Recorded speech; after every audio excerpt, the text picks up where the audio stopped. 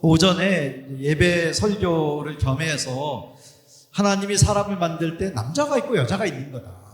이들이 가족 관계를 이루는 거다라는 것을 소개했는데 참 놀랍게도요. 많은 남자들의 공통점 중에 하나가 남자들은 뭘 중요시 여기냐면 이걸 알면 수도꼭지를 열고 통에 물을 채우는 거랑 같은 결과를 얻을 수가 있습니다. 그래서 여러분이 가깝게 지내는 사람들 중에도 적용할 수도 있고 가족 중에 남자들이 있다. 이게 중요한가? 기억하고 그대로 하면 큰 도움이 됩니다. 어떤 게 있냐면요. 많은 남자들이 과거를 중요시 여깁니다. 과거에 한 일을 중요시 여깁니다. 과거에 자기가 한 일을 인정을 받으면 누군가 좀 잘했다고 지지해주고 인정해주면 힘이 난다고 합니다. 오늘을 살아갈 힘이 되는 거예요. 그래서 그 강의 안에 밑줄 한번 보겠습니까? 남자, 중요하게 여기는 것. 첫 번째 줄에 과거에 한 일을 인정을 받으면, 과거의 한 일을 인정을 받으면 오늘을 살아갈 힘이 생긴다. 근데 그와 반면에 많은 여자분들은 어머니가 됐든지 아내이든지 어디에서 무슨 일을 하든지 무엇을 중요하게 여기는 경우가 많냐면 우리 남자들이 이걸 꼭 이해해야 됩니다. 앞으로 우리가 어떻게 될 거냐, 이 부분에 대해서 우리 애들은 어떻게 클 거냐, 학교는 어떻게 가고 결혼은 어떻게 될 거냐, 이런 앞으로 되어질 일에 대해서 불안하면 안 돼요. 안정감이 있어야 됩니다. 그래서 여성을 이해하는 중요한 단어가 한번 두 개는 제가 써놨는데요. 미래. 두 번째가 할 일. 옛날에 한 거는 한 거고 그건 계속 그것만 생각하고 살 수가 있느냐. 앞으로 우리가 어떻게 될 거냐. 어떻게 이사 가고 애들은 진학을 하고 이런 것. 그래서 미래의 할 일에 대해서 안정감을 갖도록.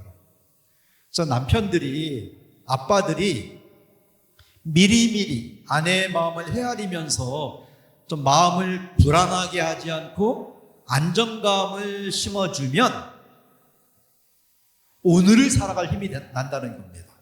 이렇게 다르다는 거예요. 한 자매님이 이제 결혼한 지 얼마 안 됐는데 그 얘기를 하더라고요. 시아버지가 술만 드시면 월남전 얘기를 한대요. 똑같대요. 이 하는 내용이 추석 때 가건 설에 가건 아니면은 이제 남편과 함께 또 인사드리러 가건 똑같대요. 술만 드시면 월남전 얘기를 한다는 거예요. 그래서 어떻게 했으면 좋겠냐고. 이분이 이제 이 시아버지니까 아버님이니까 좀 분위기 맞춰드리려고 뭔가 이렇게 월남전 얘기만 딱 꺼내면은 어머니는 사라지신대요. 과일 좀 내올까 하고 그냥 안 오신대요. 아들은 옛날 자기가 쓰는 방에 들어가서 안 나온대요. 그러니까 자기만 혼자 앉아 있어야 되는 거예요. 아버님하고. 근데 뭐라도 말을 해야 되잖아요. 그래서 아버님 월남전 아니고요, 베트남 전쟁인데 라고 했다가 혼났대요. 어떻게 했으면 좋겠냐고. 그래서 제가 이제 제안을 드린 거는 먼저 얘기 좀 해달라고 해라. 아버님 월남전 얘기해 주세요. 그래서 그대로 하신 거예요. 이분이 가서 아버님 월남전 얘기 지난번에 여기까지 했는데 또 해주세요. 그러니까 이제 새 며느리가 들어왔으니까 그냥 다 얘기를 하는 거예요. 자기 인생에 대해서 월남전 얘기해달라고 하니까 그 아버님이 깜짝 놀래갖고 만나자마자 월남전 얘기해달라고 하니까 아직 내가 준비가 안 됐는데 이렇게 한잔 해야 이게 나오는 건데 그래도 해달라고 하니까 얼마나 좋습니까? 그래서 막 근데 이 며느리 입장에서 듣다 보니까 또 재미가 있었대요. 한 번도 들어본 적이 없는 얘기고 생각도 해본 적이 없고 그런 종류의 뭐 영화나 드라마도 별로 안 좋아했고, 월남전 얘기 막 듣는데 재미가 있고, 근데 한참 듣다 보니까 앞뒤가 안 맞더래요. 앞뒤가 안 맞아. 전쟁은 다 하고 오셨대. 다 하고 오셨는데 가만히 듣다 보니까 PX병이었대요. 그래도 기본 뭔가 알긴 알잖아요. 뭐 그냥 물건 팔고 그랬을 뿐인데, 또 전쟁, 이 여자분들이, 남자들이 하는 이야기, 자기가 한 일, 옛날 일 막 하는 걸 잘 안 들어주는 이유가, 제일 싫어하는 게, 그러니까 여자분들이 남자들 얘기 중에 제일 싫어하는 게 뭐냐면은 허세 부리는 거예요. 허세가 뭐냐면요, 허세는 거짓말 하는 거 아닙니다. 이게 7살만 되면 나타나기 시작해요. 애들이. 노인돼도 똑같습니다. 근데 허세는 뭐냐면은 있는 얘기 하는 거예요. 그런데 주어 생략, 누가 했느냐 이건 빼고 그냥 자기가 아는 이야기를 다 하는. 듣는 사람은 그럼 우리 아버지가 아버님이 다 하신 건가? 아버님이 다 하신 건가? 근데 다 한참 듣다가 진심으로 물어봤답니다. 월남전에는 어떻게 가신 거예요? 그러니까 누구나 다 가야 됐나요? 그러니까 이 아버님이, 그게 무슨 소리냐, 내가 합격해서 뽑혀서 그냥 간 거다. 나 대단한 거다. 그거 아무나 가는 거 아니야. 근데 왜 가셨어요? 좀 돈 좀 더 많이 받으려고 갔지. 수당이 나오니까. 갔다 와서 뭐 가게라도 차려야 되니까.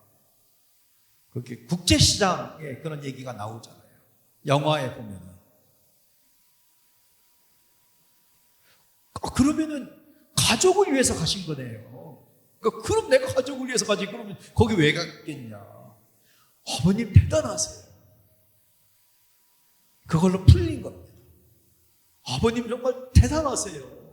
가족을 위해서 가시고. 근데 이제 어머님은 그 이야기를 안 해준 거예요. 그냥 자기 애 낳자마자 시댁에 두고 갔다고. 시집살이 했다고 힘들고. 근데 그 아버님이 며느리가 너무 좋아갖고 서로 친해진 겁니다. 대단하시네요. 이게 남자들의 그 통에다가 물을 채우는 방법이에요. 과거에 한 일을 인정을 해주는 겁니다. 과거의 한 일을 인정을 해주는 거예요. 근데 거기 한 젊은 부부는 부부 세미나 하는, 그때 1박 2일로 했는데요. 그런 얘기 하더라고요. 아내가 이제 남자 모임, 여자 모임 따로 할 때였는데, 아내가 자기한테 계속 얘기를 한대요. 그래서 무슨 얘기 하냐고 하니까, 우리가 이사 가는데 대출 어떻게 할 거냐고 계속 물어본대요. 그래서 저는 이제 그 말을 하니까 그 남자 집사님인데, 아니 뭐 우리 집사님이 그런 것 좀 알아보시고 이사 가려면 대출도 얼마 해야 될지 이런 거 알아보시면 좋지 않을까요? 그랬더니, 목사님 그게 아니고요, 우리 지금 이사 왔어요. 지금 아직 짐도 안 풀었어요. 이번 대출 내가 다 받아냈어요. 은행 직원도 모르는 거 찾아서. 그런데 아내는 다음 이사를 지금 얘기한대요. 그게 2년이 될지 4년이 될지 6년이 될지 모르는데, 그래서 이게 무슨 말인가 해서 이제 아내 집사님한테 물어봤더니, 목사님 그게 아니에요. 다음 이사가 얼마나 중요한데요. 아이가 둘이 있는데 학년 그 나이가 안 맞아갖고 둘 중에 한 명은 전학을 시켜야 돼요. 그럼 한 명은 입학시키는데, 첫째에게 맞추느냐 둘째에게 맞추느냐, 누구를 입학을 시키고 누구를 전학을 시키느냐, 이것 때문에 고민이 많으신 거예요. 그리고 가고 싶은 동네가 있었어요. 근데 거기는 집값이 좀 비싸요. 지금 사는 데보다. 그러니까 이제 또 대출을 또 받아야 되는 거예요. 이 생각으로 지금 이사 왔는데 그 생각만 하시는 거예요. 그래서 남편에게, 그러면 그런 건 이해할 만한 거니까 안심을 시켜라. 안심을 시켜. 다음 이사 내가 신경 쓸게. 우리 애들이 전학 가기 뭐 힘들다는데 그래도 한 명은 입학을 시키자. 내가 신경 써서 한번 잘 찾아볼게. 아직 시간 많이 있으니까 차근차근. 그 말 한마디로 아내의 마음이 편안해지는 겁니다. 이렇게 서로를 채워주는 게 달라요. 그러면 배우자가 아내가 나를 사랑하는구나 라고 느껴야 되는 거잖아요. 그 느끼는 방법이 다르다는 겁니다. 그 밑에 있는 것 중에 사각 표시 중에 오른쪽 사랑을 확인하는 방법. 남자들의 많은 경우는 누군가 자기에게 정말 잘하셨어요 라고 말할 때, 나를 인정해 줄 때 그게 가족이면, 그게 배우자면 어떻게 생각하냐면은 나를 사랑하는구나. 그렇게 받아들인다는 거예요. 아이들도 엄마가 잘한 것을 말할 때 나를 사랑하는구나. 그렇게 받아들인다는 거예요. 그와 반면에 여자분들은 언제 나를 사랑하는구나 라고 받아들이냐면 한 남자분이 이제 남자들 모임에서 강의를 듣고 도전을 받았습니다. 나도 좀 좋은 남편으로 해야 되겠다. 집안일을 에덴동산처럼 가꾸고 집안일을 하는 게 중요하다고 들었는데 어떻게 하면은 아내에게 좀 인정을 받고 잘 할 수 있을까 이런 생각을 했는데요. 이 남자분이 집에 가자마자 현관문 딱 열자마자 아내가 나왔는데 평소에 하지 않던 여보 당신 사랑해. 그럼 손을 내밀면서 여보 당신 사랑해요 한 거예요. 그럼 아내가 남편이 남성 모임에 세미나에 갔다 와서 여보 당신 사랑해요 하니까 좀 손 잡아주고 안아도 주고 그러면 얼마나 좋겠습니까? 근데 그 아내분이 남편이 평소에 무뚝뚝 하시던 분이 여보 당신 사랑해 하는 말 듣고 깜짝 놀래갖고 좀 당황하셔서 뭐라고 했냐면은 그러면은 베란다 좀 청소해 주세요. 근데 이게 중요한 내용이에요. 아내들이, 우리 남자들이 기억하면 좋겠습니다. 남편이 나를 사랑하는구나 라고 언제 느끼냐면은 나를 이해하는구나, 나를 지지해 주는구나, 나와 함께 하고 있구나라고 언제 느끼냐면은 눈으로 볼 때, 남편이 나를 도와주는 일을 무언가를 할 때, 그걸 보고 있을 때 나를 사랑하는구나. 그래서 그 빈칸에 밑줄을 그어볼까요? 남자는 귀로 잘한 것을 들을 때, 잘했다고 누가 말해줄 때, 잘한 것을 말해줄 때 나를 사랑하는구나.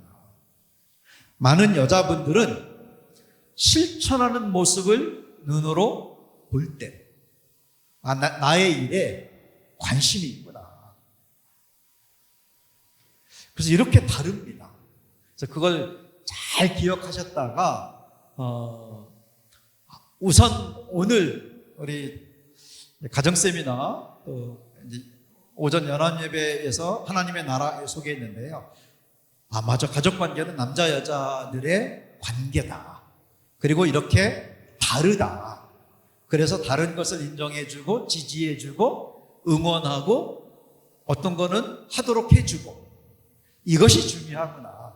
그것만 기억하고 실천해도 충분합니다. 오전에 했지만은 거기 한번 써볼까요? 황무지와 에덴동산 이해하기 1페이지입니다. 황무지와 에덴동산 이해하기. 여자분들은, 아내들은 눈으로 봐야 된다는 거예요. 자꾸만 보여줘야 됩니다. 여기 이제 우리 남자 성도님들이 계신데 꼭 기억하셔야 됩니다. 어떤 분이 자기 너무 억울하다고 강의 쉬는 시간에 저를 찾아왔어요. 자기는 너무 억울하다고. 그래서 왜 그러냐니까 아내보다 자기가 1시간 퇴근이 빠르대요. 아이는 없는 가정인데 결혼한 지 얼마 되지 않았는데 1시간 정도 자기가 먼저 온대요. 아내가 이제 1시간 뒤에 퇴근하는데 얼마나 착한 남편인지요. 퇴근하면은 집안 청소를 다 한대요. 청소기 돌리고 밥까지 차려놓는데요. 그래서 아내가 손만 씻고 먹으면 되도록. 근데 고맙다는 얘기가 한 번도 없대요. 그냥 회사 일 힘들었던 이야기 그런 것만 하고, 그래서 자기 억울하다고, 자기가 열심히 밥까지 차려놨는데 아내가 와서 한마디도 안 한다고. 그래서 제가 그 형제 집사님한테 앞으로 그렇게 하지 마시고, 사람이 지혜가 있어야지 그렇게 하지 말라고. 1시간 빨리 퇴근했으면은 아내가 없으니까 그럴 때 유튜브도 보고 뭐 게임도 하고 놀기도 하고 그때 열심히 놀라. 그렇게 놀다가 한 아내 퇴근 시간 자기가 아니까 한 10분 전부터 청소기를 돌려라. 또 밥도 차리고. 딱 문 열었을 때 뭘 봐야 되냐면은 뭔가 이렇게 밥도 차리는 모습, 청소하는 모습, 그걸 보여줘야 된다. 보여줘야 돼요. 근데 정말 많은 남자들은 가족 없을 때 일하려고 그래요. 내가 그걸 뭘 꼭 보여줘야 되나? 내가 내가 할 일 하면 되는 거지. 근데 이 심리적인 코드를 이해해야 됩니다. 여자들은 눈으로 볼 때 확인을 받는 경향이 있어요. 그래서 남자들은 자꾸만 보여줘야 됩니다. 일하는 모습을. 그래야 집안일에 관심이 있구나. 내가 하는 일에 관심이 있구나. 나와 함께 하려구나.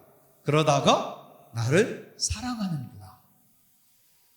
그걸 자꾸만 보여줄 때 이렇게 서로 다르다는 걸 알고 실천하면 좋겠습니다. 제가 오전 시간에 하나님 나라는 그게 1층으로 들어가는 거다. 1단계. 두 번째가 뭡니까? 평강. 그래야 싸우지 않을 가능성이 있다. 싸움이 줄어들다가 싸움이 없어진다. 그러면 기쁘고 즐거운 가정은 그냥 되는 거다. 소개했는데 두 번째 페이지에서 평강입니다. 그 밑줄만 채우고 제 아내가 이어서 할 건데요. 싸우지 않는 가정이 된다. 싸우지 않는 가족이 되려면 적용. 싸우지 않는 방법의 중요한 핵심, 대화법. 대화법을 배우고 실천한다. 그래서 가족 대화에 더하기와 빼기를 연습하고 실천한다. 가족 대화에 더하기와 빼기를 연습하고 실천한다. 그래서 대화하는 방법, 대화법에 제일 쉬운 겁니다. 더할 말을 더하고 뺄 말을 빼는 거예요. 이 간단한 거를 꼭 잊어버리지 않고 꼭 기억했다가 실천하는 겁니다. 더할 말을 더해주고 뺄 말을 빼는 겁니다. 얼마나 간단합니까? 대화법에서. 그냥 복잡하게 어떤 거를 막 그냥 이렇게 이런 문장을 써야 돼, 이런 단어를 써야 돼, 이런 것보다도 이 원리예요. 더할 말을 더해주고 뺄 말을 빼자. 우리 강의안 한번 보겠습니다. 오후 예배라고 써있는 강의안 1페이지. 우리 한번 읽으면서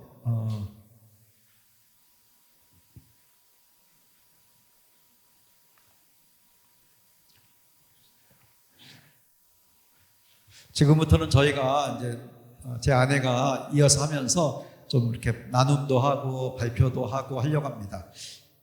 1페이지 한번 지금 보셨어요? 네. 함께 읽어보겠습니다. 시작.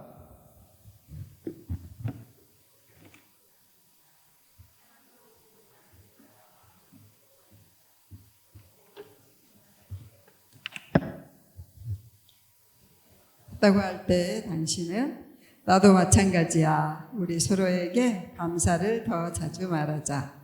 가족이 하나가 되려면 서로에게 감사를 더해야 한다. 그러면 우리 마음에 예수님의 평화가 찾아와 마음이 부드러워진다. 오늘은 원래는 3시까지였죠. 3시 반까지 해도 돼요? 네, 3시 반까지 그러면 하겠습니다. 그래서 이 본문에서처럼 마음이 부드러운 말 첫 번째는 뭐냐면 감사입니다. 오늘 또 감사 주일이잖아요. 하나님께 감사하면 하나님이 영화롭게 된다 이렇게 말하잖아요. 근데 우리 서로도 감사를 자주 말하자. 오늘 정말 맛있는 밥을 주셔서 감사합니다. 점심이 정말 맛있었어요. 그리고 또 우리 9번째 여성교회 또 이렇게 섬겨주시고 너무 멋진 찬양, 좋은 목소리, 아름다운 모습으로 보여주신 것도 감사합니다. 이렇게 모든 것이 서로 감사를 말하면 좋을 것 같아요. 지금 한번 옆에 사람 무엇을 감사할까 생각하시면 항상 감사를 먼저 좀 말해 보실까요?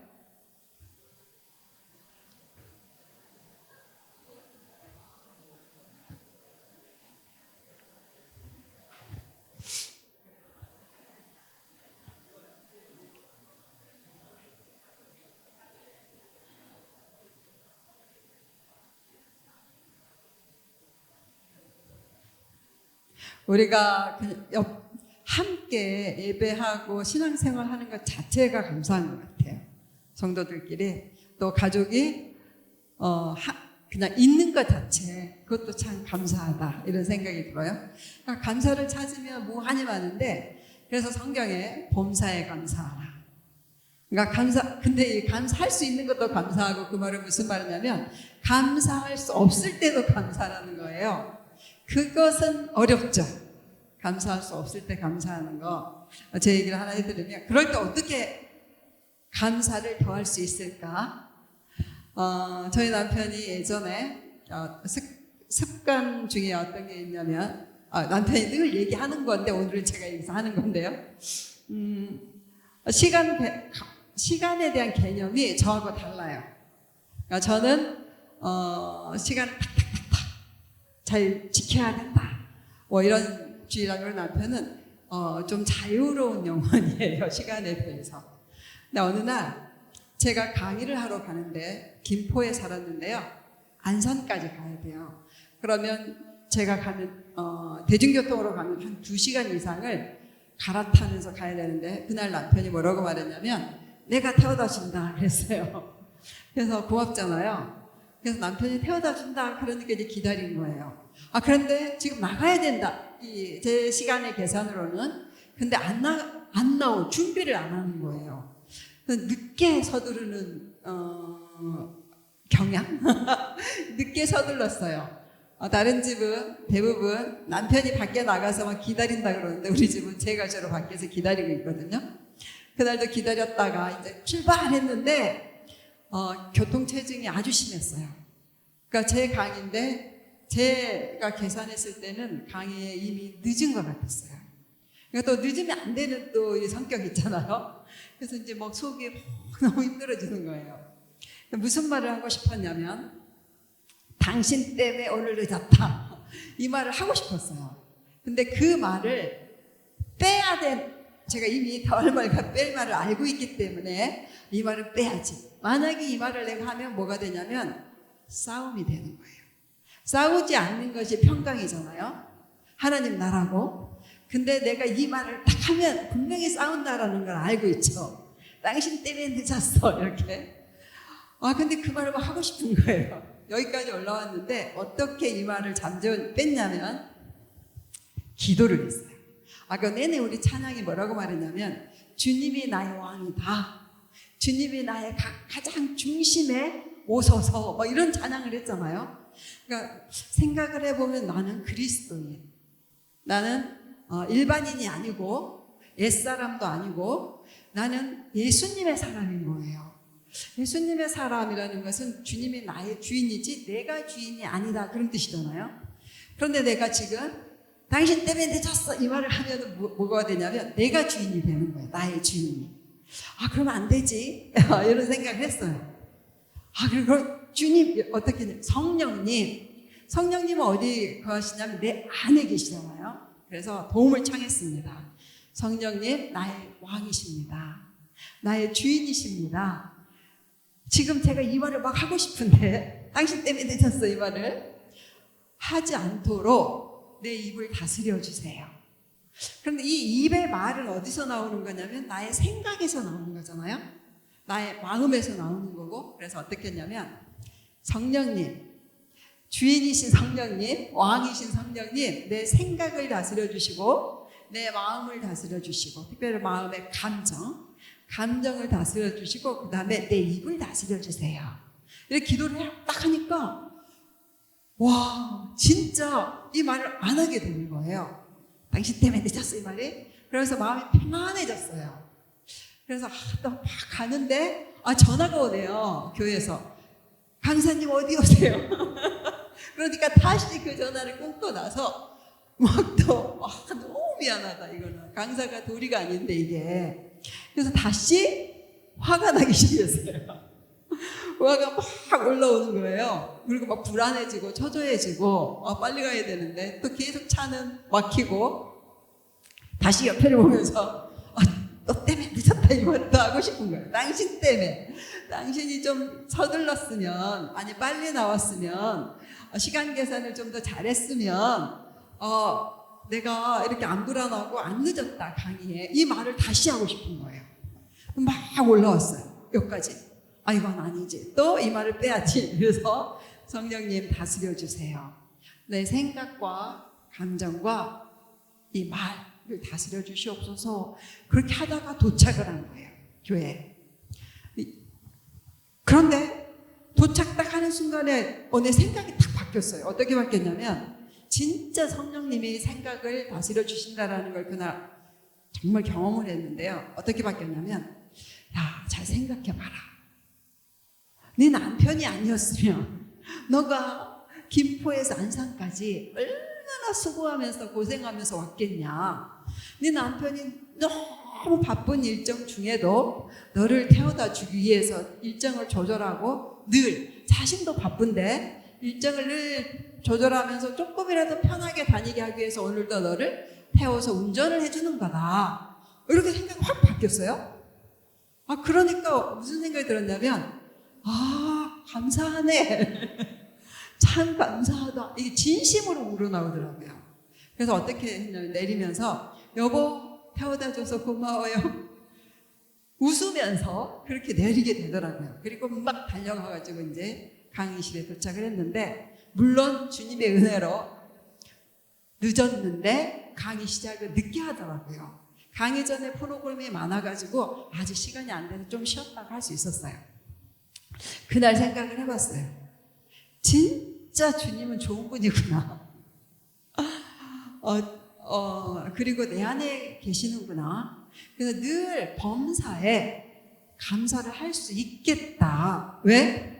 성령님께 나를 다스리도록 내어드리면, 진짜 주인이 되시도록 하면 범사가 감사한 일이구나. 그리고 왜 감사하라고 한지를 그날 배운 것은, 여보 고마워요 하고 내려서 강의를 했기 때문에, 한마디로 우리가 싸우지 않고 차에서 강의를 할 수 있었기 때문에 강의를 잘할 수 있었다는 거예요. 만약에 당신 때문에 늦었어, 그러면 남편이 또 반박을 할 거 아니에요. 변명도 하고. 그러다 보면 싸웠다면 제가 어떻게 강의를 잘할 수 있겠어요. 그러니까 내가 강의를 잘할 수 있도록 또 이것도 감사를 하니까 또 잘할 수 있었구나, 이런 생각을 하게 됐어요. 그래서 그 다음부터는 그냥 정말로 감사할 수 없는 것 같은 상황에 감사하는 습관이 생기게 되더라고요. 그러니까 우리가 감사를 하나님께도 더하지만 서로에게 더할 때 가정에 평화가 있다. 그래서 하나님 나라가 이루어진다. 그러니까 성령 안에서 주시는 의와 희락과 평강과 희락이잖아요. 그러니까 성령님의 다스리심을 받을 때 진짜 하나님의 나라가 임한다는 거죠, 가정에. 근데 너무 쉬운 것 같아요. 우리 한번 해봅시다. 주님, 성령님, 한번 같이 해봅시다. 성령님, 내 생각을 다스려 주세요. 내 감정을 다스려 주세요. 나의 입을 다스려 주세요. 아멘. 그것을 자주자주 늘 하는 거죠. 화가 날 때 빼야 돼. 잔소리가 막 하고 싶을 때, 비난을 하고 싶을 때도, 이거는 나지, 성령님 안에 있는 내가 아니야, 이렇게 하시고, 성령님 좀 다스려 주세요.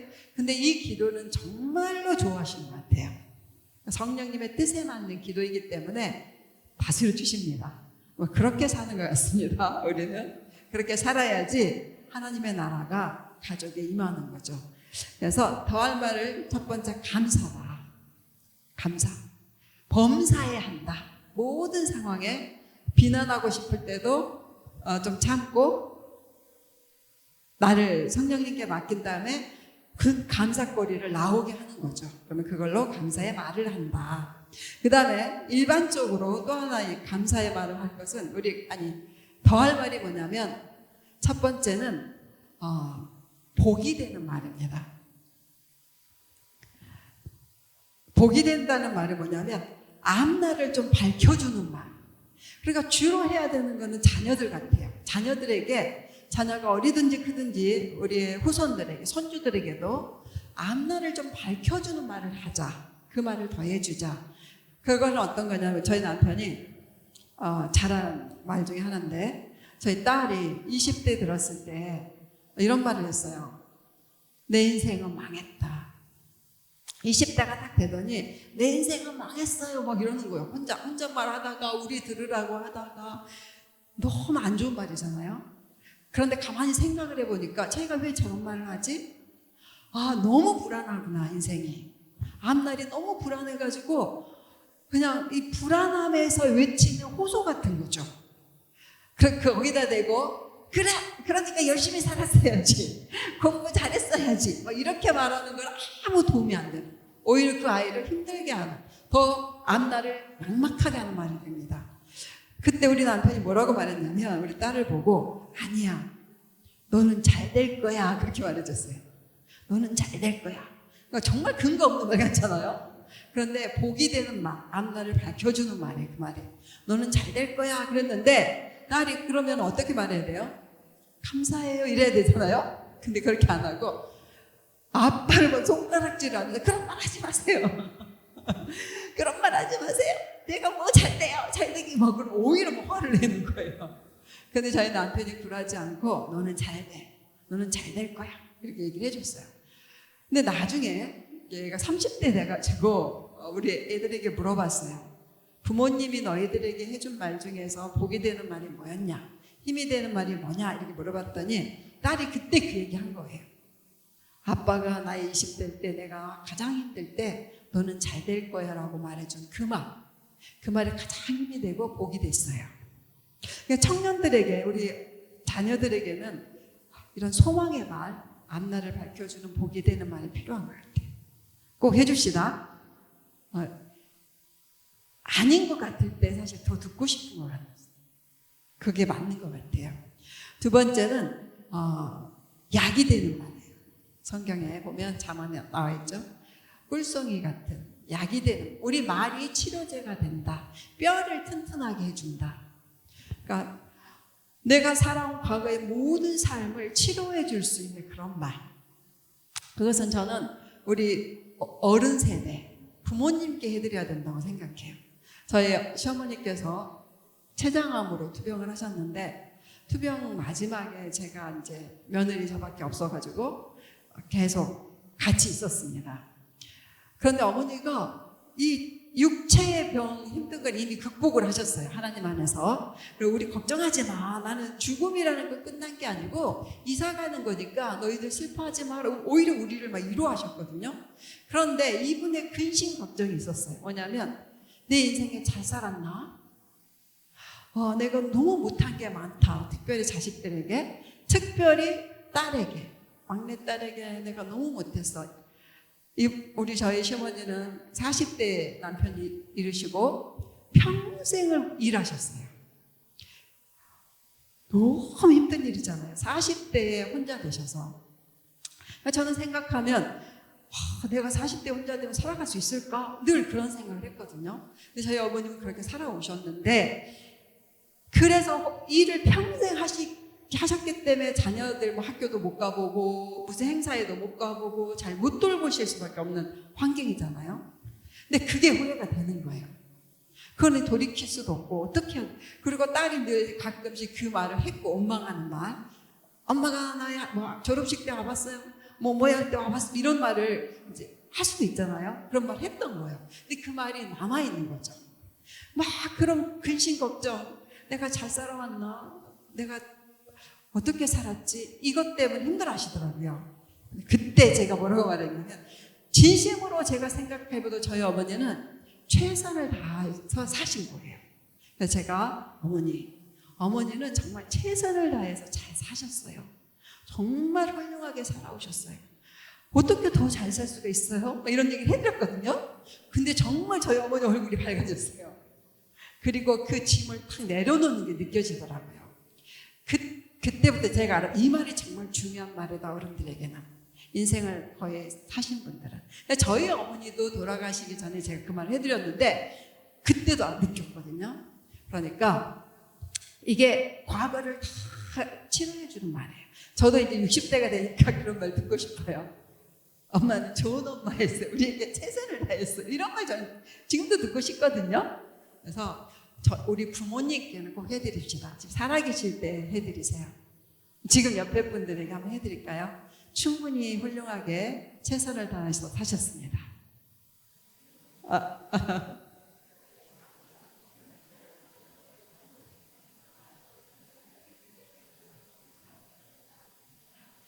아마 하나님도 그렇게 말하신다고 생각해요. 여기까지 온 건 정말 너는 훌륭하다. 최선을 다했다. 이렇게 말씀하실 것 같아요.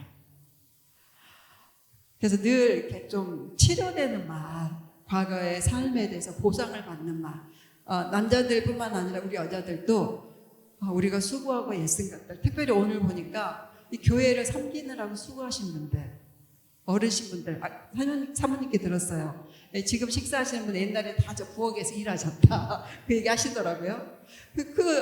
그거 다 부엌에서 이렇게 섬겨주시고, 성도들 섬겨주시고, 또 지금 섬기시고 있는 분들 너무 훌륭하죠. 우리 그렇게 지금까지 살아오신 분들에게 박수 한번 맞아주고 갑시다. 너무너무 감사하고 하나님께 상이 있으실 것입니다. 그다음 마지막으로 힘이 되는 말을 더 해줘야 된다. 복이 되는 말, 아까 약이 되는 말, 힘이 되는 말을 해줘야 된다. 가족에게. 또 우리도 가족이니까 우리끼리도 힘이 되는 말은 어떤 거? 현재의 삶을 살아갈 수 있도록 잘. 제가 저희 남편 늘 힘이 되는 말이 뭐였냐면 저에게 해주는, 자녀 3명 키우면서 정말 많은 이사를 다녔습니다. 그래서 애들을 전학을, 큰아이를 너무 많이 4학년 때까지 4번 시킨 것 같아요. 그래서 상처가 이거 제주도에 살다가 미국에 살다가 또 다른 지역에 살다가 다시 한국에 오고 이런 거예요. 그러니까 한국에서만이 아니라 국제적으로 전학을 시키는 거예요. 그러니까 아이가 너무 힘들죠. 그래서 이건 아니다. 그래서 저희는 이제 홈스쿨이라는 걸 했어요. 집에서 애들을 어디든지 옮겨 다녀도 괜찮을 정도로 그냥 내가 가르치자 이렇게 했는데 너무 힘들었어요. 기도하고 했지만 뭐가 힘들었는데 가르치는 게 힘든 게 아니라 내가 잘하고 있나? 우리 아이들을 뭐 완전 도태시키고 있는 거 아닌가? 불안함이 막 오면서 이게 뭐 하는 짓일까? 이런 생각.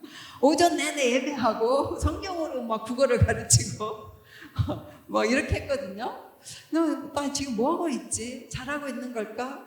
막 이런 생각이 밤에 주님께 기도하면 잘하고 있다 이런 마음이 왔고, 근데 진짜 잘하고 있나? 막 불안해질 때 잠이 안 왔어요.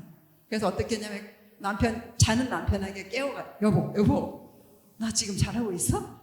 우리 이렇게 해도 되는 거야? 막 이렇게 하잖아요. 저희 남편은 이렇게 눈 딱 뜨고 당신은 잘하고 있어. 거의 습관적으로 제가 그 고민을 얘기할 때마다 자나깨나 당신은 잘하고 있다. 당신은 잘하고 있다. 그 얘기를 해줬어요. 근데 그 얘기가 100% 뭐 공포, 불안을 사라지게 한 건 아니지만 그게 도움이 되더라고요. 오늘 살아가는데 잘하고 있구나. 또 한 가지는 이게 강의하고 설교를 하잖아요. 제가 이것도 쉬운 게 아니에요. 저한테는. 그래가지고 어느 날은 나 망했다. 너무 못했다. 이런 생각이 들 때가 있거든요. 그 집에 가가지고 지구명에 들어오고 싶고 아무도 안 보는 대로 떠나고 싶고 막 이렇습니다. 그래 막 내가 너무 부족하다 이런 생각이 들었어요. 그래서 혼자 생각하기를 더 이상 하지 말자. 강의 설교 더 이상 하지 말자. 이렇게 했어요. 근데 남편이 당시에 왜 그러냐 그래서 제가 고민을 얘기했더니 기도를 해주겠대요. 기도를 딱 하더니 뭐라고 말해줬냐면 하나님은 부족한 자를 쓰신다. 이렇게 하나님은 부족한 자를 쓰신다. 와, 그 말이 너무 힘이 됐어요. 내가 부족하니까 주님이 쓰시는구나.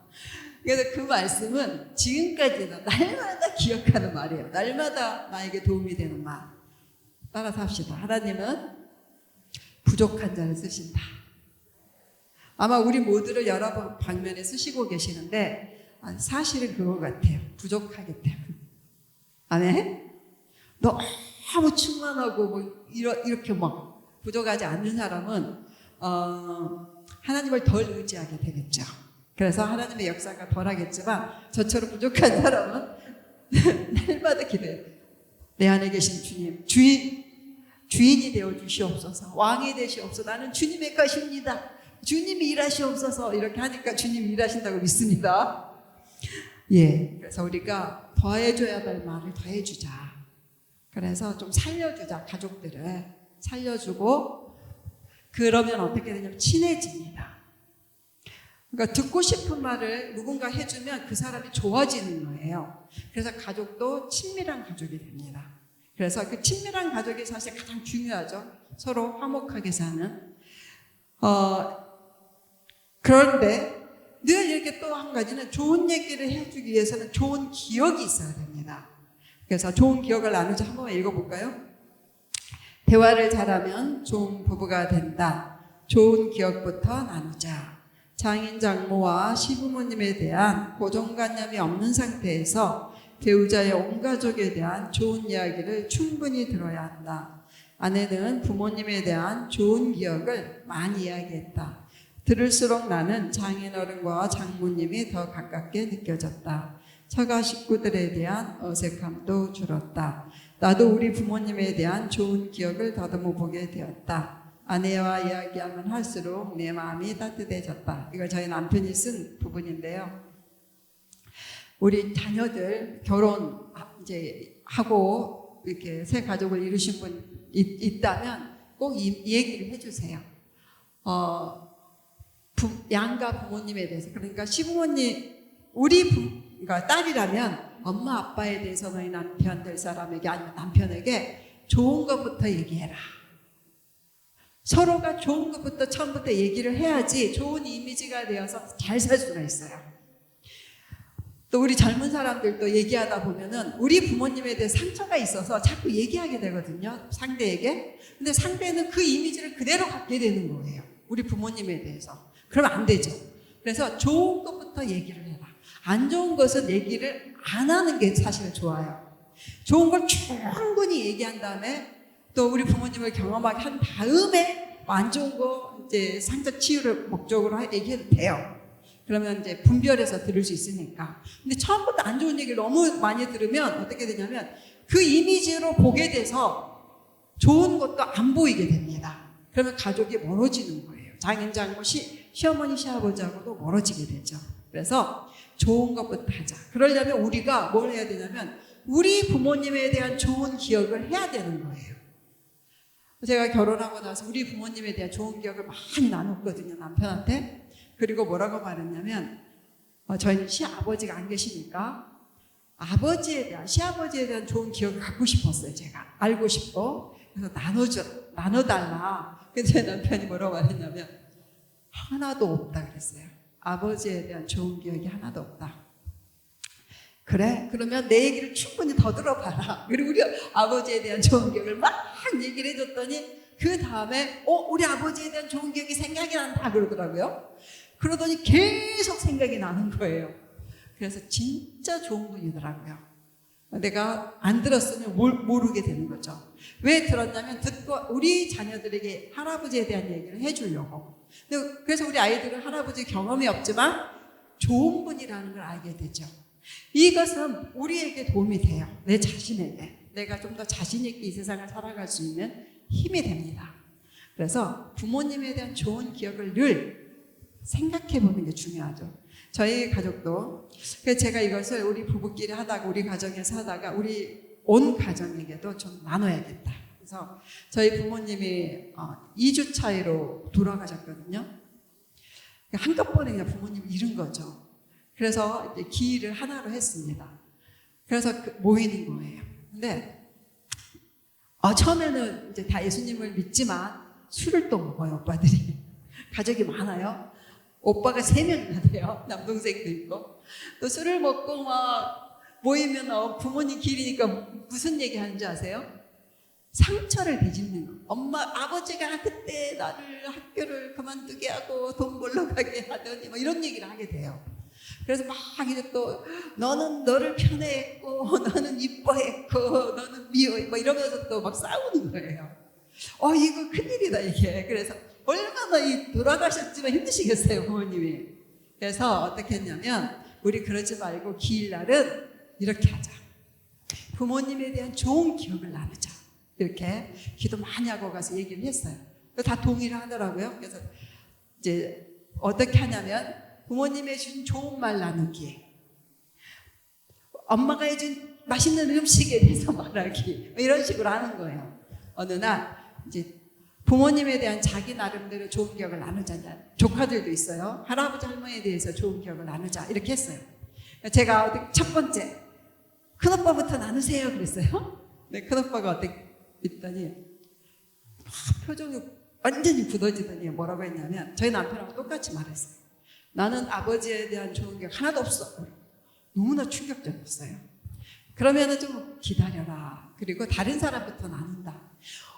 며느리들도 막 시부모님에 대한 좋은 기억을 나누고 조카들은 엄청 많더라고요. 조카들도 나누고 저도 나누고 딸들도 좋은 기억 나누고 막 하는데 마지막에 끝날 때 큰오빠가 딱 그러는 거예요. 다 들으면서 생각이 난 거예요. 나도 한 가지 있다. 내가 우리 집에 사실 갑자기 망했거든요. 그래서 다니던 학교 그만두고 취직을 해야 되는데 아버지가 서울에 취직 자리에 데려다 주면서 기차를 타고 갔다 아버지랑. 근데 대전역에서 딱 내리더니 가락국수를 사주셨다. 뜨끈뜨끈한 가락국수. 그게 기억이 난다 그러셨어요. 그 다음부터 우리 오빠는 본인이 좋아지는 거예요. 그럼 다 생각을 하는 거죠. 아버지에 대한 좋은 기억을 또 있다 이렇게 되겠죠. 그래서 그것은 자기 자신에게 큰 도움이 되고 이제 자기 딸들에게 손주들에게도 얘기할 때 할아버지에 대한 좋은 기억을 나눠줄 수가 있는 거죠. 한번 시간이 좀 없지만 한번 생각해 봅시다. 여러분 부모님에 대한 엄마 아버지에 대한 좋은 기억. 자식 없는 사람은 있지만 부모 없는 사람은 없습니다.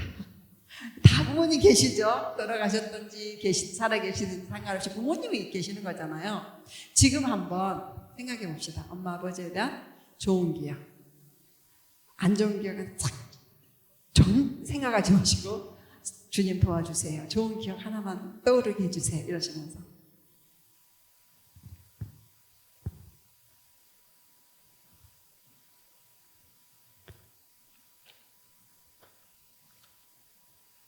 기억나신 분? 나누실 분 혹시 있으세요? 혹시? 네. 초등학교 1학년 때, 저는 초등학교 1학년 때 시골에서 살았는데요. 학교에서 오줌 싸고 왔을 때 아빠가 저를 개울가에서 씻겨줘서 집에 보내서 엄마한테 혼나지 않았습니다. 참 좋은 아버지셨네요. 그러니까 그런 기억을 하면 나도 그렇게 하고 싶다 이런 생각이 들잖아요. 우리 자녀에 대한. 진짜 좋은 아버지네. 또! 예. 저도 생긴 거 되게 벼락스럽게 학창시절을 보냈는데요. 어렸을 때 시골에서 잠깐 산 적이 있었는데 제 동생은 자전거 타고 놀 때 저는 연 날리고 막 연싸움하고 그랬었거든요. 근데 연을 한참 잘 날리는데 연이 가장 높은 학교 운동장 나무에 걸려서 집에 안 가고 그것만 계속 쳐다보고 있었는데 아빠가 저를 데리러 오셨어요. 뭐하고 하고 엄청 혼났었거든요. 뭐하고 집까지 안 오고 지집에 가 뭐 이러면서. 근데 다음날 아침에 학교 갈 때 아빠가 연을 만들어 놓으신 거예요. 그러면서 연싸움 할 때 여기는 이렇게 하라고 하면서 뭐 이렇게 스킬도 좀 알려주셔가지고 그랬던 기억이 나서 아빠의 마음을 그때 좀 알았던 것 같습니다. 감사합니다. 좋은 아버지셨네요. 와, 따뜻한 일. 한 번만 더 할까요? 너무 따뜻해지네요. 예. 혹시 있으세요?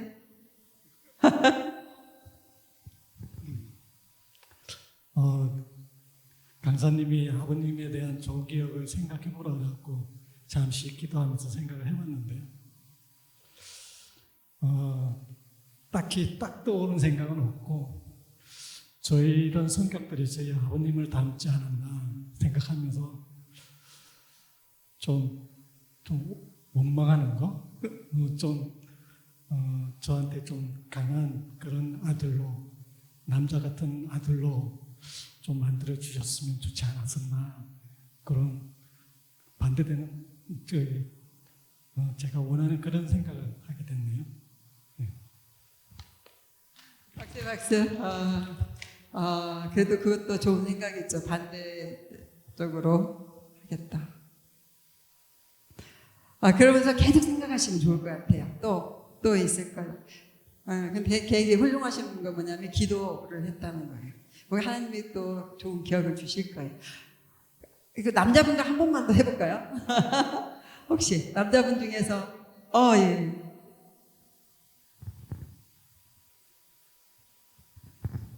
제 어머니의 얘기를 할 텐데 어머니가 저를 41살에 낳으셨어요.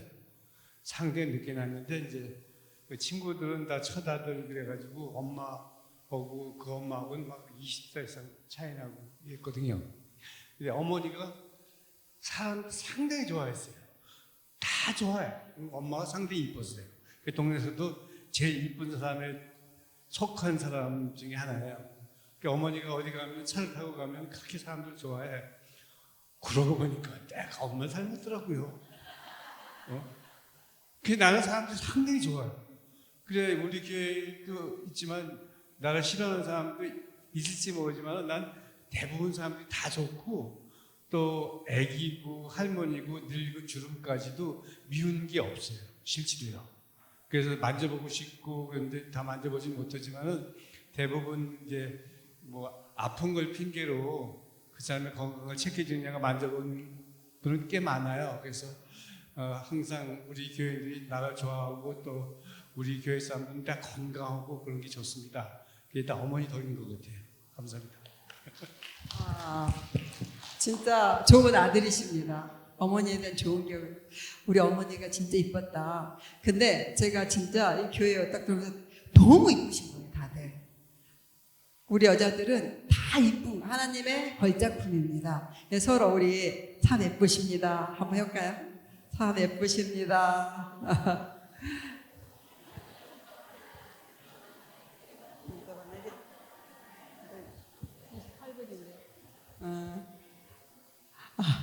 그래서 우리 여기 아까 말했잖아요. 남자들에게는 잘했다. 잘하셨습니다. 수고하셨습니다. 이렇게 하고 우리 여자들은 좀 안정감을 주는 말 사랑해. 당신만 사랑해. 마늘 넣으시고 부부라면 아니면 예쁘다는 얘기를 많이 해주세요. 왜냐면 우리가 진짜 이게 사실이거든요. 하나님이 얼마나 정성을 들여서 작품을 만들어서 너무너무 예쁜 존재거든요. 우리 여자들이. 먼저 그 얘기를 들어야 되는 거예요. 그래서 우리 여자들끼리 서로 예쁘다 하시고 그 다음에 거울 보면서 예쁘다 하시고 또 그 다음에 남편들은 다른 여자는 절대 하면 안 돼요. 다른 여자에게. 오로지 자기 여자에게만 예쁘다 하셔야 됩니다. 그것을 더해 주십시다. 이번에는 한 번만 실습을 마지막으로 할 건데요. 다 핸드폰을 꺼내보세요. 자기 가족 중에 누군가 좀 더 해주고 싶다. 더한 말을 해주고 싶다. 살려주는 말, 칭찬하는 말, 사랑을 표현을 해주고 싶다. 하신 분 한 사람씩 생각해내서 한번 문자로, 카톡으로 사랑해, 고마워, 미안해, 너가 수고한다. 넌 잘 될 거야. 어머니 훌륭하게 잘 사셨어요. 내가 있잖아요. 뭐 이렇게. 우리 아들이 그 얘기 하더라고요. 엄마는 자부심을 가져도 된다. 자식 잘 키웠다. 가장 힘들 때 그 얘기를 해주니까 그래 도움이 되더라고요. 그러니까 그런 식으로 부모나 자녀나 배우자에게 사랑해 문자를 한번 지금 문자 없으신 이따 나가시면서 전화하셔도 돼요. 사랑한다, 고맙다 이렇게 해봅시다.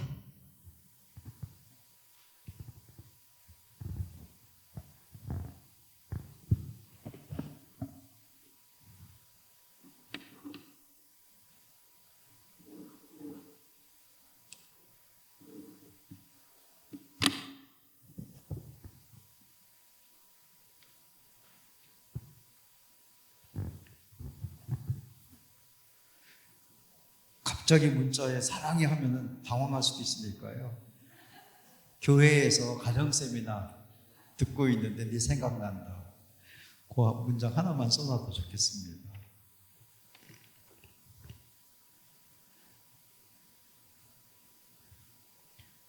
삼 주 전에 한 교회에서는 중간에 얼마나 많이 아들한테 연락이 왔는지 왜 그러시냐고.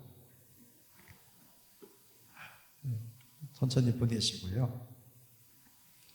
우리 다 한 분들은 강의한 2페이지 보고 좀 마치려고 합니다. 가족 대화의 빼기, 잔소리 이제 그만하자라는 겁니다. 잔소리는 그만하고 그 다음에 당신은 좋은 배우자가 될 수 있다. 그리고 그 밑에 사각 표시 안에 장점, 단점이 있는데요. 제가 오늘 아내가 그 김포에서 안산 가는 교회에 가다가 저 때문에 늦은 것 얘기를 했는데 그날 제 아내가 다 얘기를 못 했는데요. 어떤 게 있었냐면은 차 타고 가면서 기도했답니다. 우리 남편이 시간관념이 자꾸 좀 정확하지가 않은데 어떻게 도와줄 수 있을까요? 기도했대요. 근데 그날 제 아내가 늦어갖고 막 교회 계단을 막 뛰어 올라가는데 진심으로 걱정하는 마음이 들더라고요. 진심으로 미안한 마음이 들더라고요.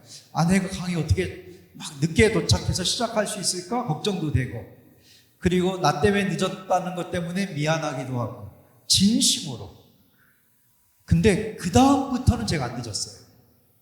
그 다음부터는 저는 시간 잘 지켰습니다.